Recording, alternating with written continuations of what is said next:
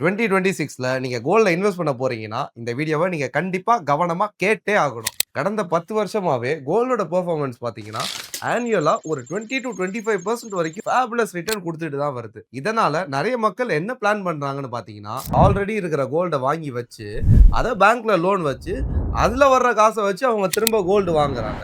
இது மிகவும் தவறான விஷயம். இத்தன வருஷம் 20% ரிட்டர்ன் குடுத்த கோல்டு, இந்த 26லயுமே 20% குடுக்கணும்னு அவசியமே இல்ல. 5%ம் குடுக்கலாம், 10%ம் குடுக்கலாம். ஆனா, இத நீங்க முக்கியமா தெரிஞ்சுக்கிறது என்னன்னா, எப்படியும் கோல்டு லோன் வைக்கிறதுக்கு 10%ல இருந்து 12% வரைக்கும் வட்டி கட்டியிருப்பீங்க. அந்த 12%க்கு மேல போச்சுன்னா தான் உங்களுக்கு ப்ராஃபிட். கீழ வந்துச்சுன்னா, உங்களுக்கு இன்ட்ரஸ்ட் காசு கூட வராது. அதனால இந்த வருஷம் நீங்க கோல்டு வாங்குறீங்கன்னா, கையில இருக்கிற சொந்த காச மட்டும் போட்டு வாங்குங்களே தவிர்த்து, அடமானம் வச்சு வர்ற காச வச்சு திரும்ப இன்வெஸ்ட் பண்றத தவிருங்க. இந்த மாரி நெறைய டிப்ஸ் அண்ட் ட்ரிக்ஸ் தெரிஞ்சுக்க நம்ம விடிடி கோல்ட மறக்காம ஃபாலோ பண்ணுங்க.